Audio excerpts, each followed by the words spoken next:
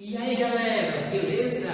O vídeo de hoje vai ser sobre um assunto meio que polêmico e que a cada dia está crescendo, principalmente na internet, e ficando mais forte. E o vídeo de hoje é sobre a Bíblia afirma que a Terra é de fato um globo ou não. E para isso eu trouxe ela. Para juntos, você e eu, nós vamos descobrir se a Bíblia afirma se a Terra é de fato um globo ou não. E o assunto de hoje vai ser sobre a Terra plana. Pois é, esse é um assunto que para a maioria das pessoas está ficando insuportável. Mas é a verdade, né? Fazer o que se a verdade não pode ser combatida. É a verdade. Achei ruim. Este vídeo vai ser para aquelas pessoas que se dizem cristãs, mas que defendem com unhas e dentes um modelo heliocêntrico e que dizem que a Bíblia afirma que a Terra é o globo. Então vamos ler ela, vamos abrir certas passagens que falam sobre a Terra, sobre o mundo, para ver se isso é verdade. Antes de tudo, se você não for cristão, se você não acredita na Bíblia, se você acha que a Bíblia é um conto de fadas, de fábulas, de mentira, então não veja esse vídeo. Não é para você. Você só vai perder seu tempo vendo esse vídeo, porque eu vou falar da Bíblia. Beleza? Vamos começar com Gênesis capítulo 1, versículo 6. Depois disse Deus: haja entre as águas um limite para separá-las em duas partes. Fez, portanto, Deus o firmamento e separou as águas estabelecidas abaixo desse limite das que ficaram por cima.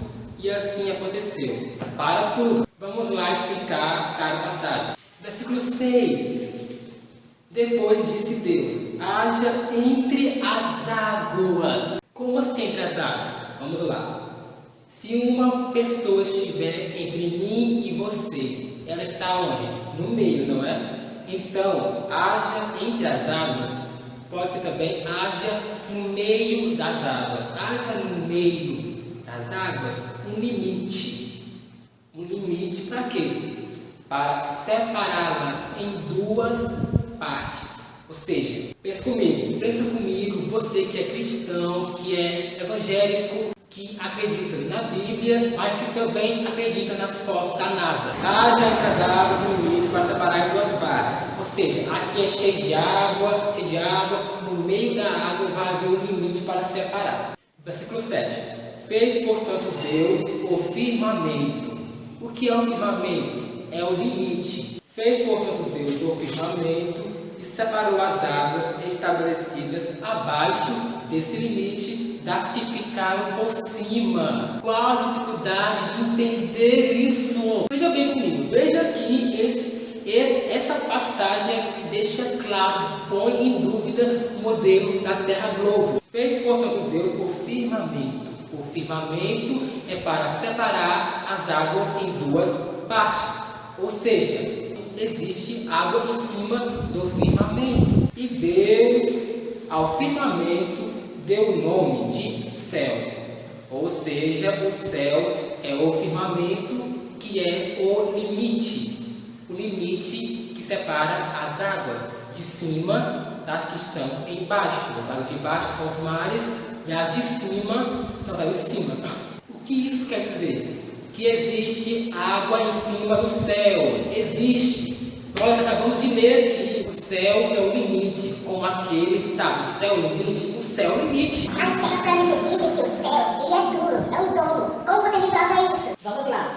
Quando você quer separar a água em duas partes, você usa o quê? Você coloca o quê no meio para separar? Gás? Eu acho que não é? Você vai separar as águas em duas partes com algo sólido, com algo duro, para que a água não ultrapasse para o outro lado. Então você coloca algo duro no meio da água, você divide ela em duas partes. Simples, tão simples. Versículo 14 do capítulo 1, diz Deus: haja luminares no firmamento do céu, a fim de separar o dia da noite, e sirvam eles de sinais para definir as estações, dias e anos. Deus disse: haja luminares aonde? No firmamento do céu, não fora dele, não a bilhões de quilômetros de distância da terra, não, é no firmamento, não é fora do firmamento, não, é no firmamento do céu, no firmamento, no limite. Para quê? Para separar o dia da noite e para servir de sinais para definir as estações, os dias e os anos. Mas não, porque a ciência fala que as estações são definidas pela inclinação da terra, do eixo da terra. Versículo 17. Deus colocou todas essas luzes nos céus a fim de iluminar toda a terra, ou seja, não está a bilhões de quilômetros, está nos céus, está aqui pertinho. Assim como Deus fez, Ele colocou no firmamento do céu, Ele não colocou fora. Qual a dificuldade de vocês, cristãos, vocês que acreditam nisso aqui, qual a dificuldade de ler isso e não bater uma dúvida? Salmo 148, versículo 4. Louvai-o vós, os mais altos céus, e vós, águas que estáis acima do firmamento.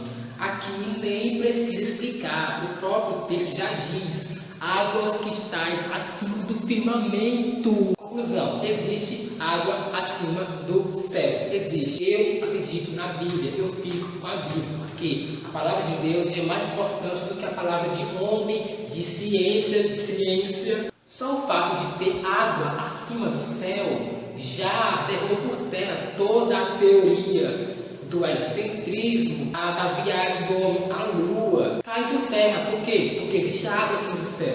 Se existe água acima do céu, como eles foram para a lua?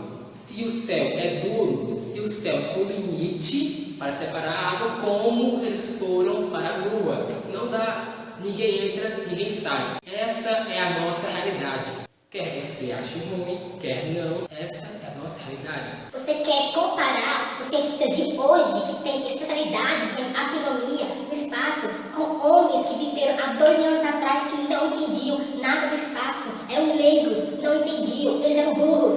Ok, então vamos para Jó, capítulo 38, a partir do versículo 4, que é onde o próprio Deus faz perguntas a Jó sobre a terra. E eu acho que Deus tem muito conhecimento sobre astronomia, né? Já que Ele criou tudo. Onde estavas tu quando eu lançava os alicerces da terra?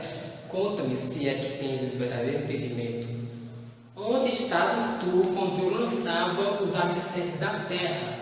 Alicerce é como se fosse uma base. Quando alguém vai construir um prédio, uma casa, qualquer coisa, tem que colocar uma base. Tem que colocar primeiro os alicerces para depois construir. Tem que primeiro pôr fundamentos para que a casa ou o prédio não venha cair. E aqui Deus fala sobre os alicerces da terra, ou seja, os fundamentos da terra, as bases da terra. O que isso se supõe?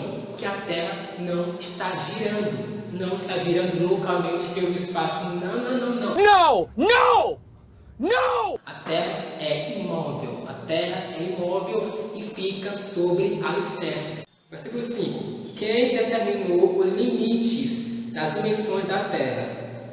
Quem determinou os limites? Ou seja, a terra possui limites. A terra tem limite. Uma bola, um globo não tem limite. Me diga se o globo tem limite. Agora, o círculo tem limite. Ele tem limite. E se você for para a borda do círculo, é um limite. Se você for para outra borda, é um limite. Agora, uma bola não tem limite nenhum. Você pode andar para cá, girar aqui, não tem limite. Não tem nada fixo que marque o limite. É isso que eu fico, caramba, como é que as pessoas, como é que esses cristãos, como é que eles não enxergam que o próprio Deus, o próprio Criador fala? Como é que eles não enxergam? Versículo 6.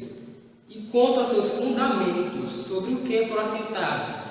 Cara, a terra tem fundamentos. E quanto aos seus fundamentos, sobre o que eles foram assentados? Sobre o que os fundamentos da terra foram postos? Sobre o que os alicerces da terra foram colocados? Versículo 14. A terra toma forma como barro sob o trabalho do sinete, e tudo nela se observa como as cores de uma roupa. Para quem não sabe, o sinete era uma espécie de anel que os reis e as autoridades do passado usavam. Eles pegavam esse anel e pressionavam contra um barro ou uma cera que ficava em cima de uma carta. E o formato do anel era um círculo assim. Quando ele pressionava o anel contra o barro e tirava, o barro ficava de uma forma circular, como se fosse uma pizza. E Deus fala que a terra toma essa forma, a terra toma forma como o barro sobre o sinete. O barro sobre o sinete fica de qual forma? Um círculo achatado.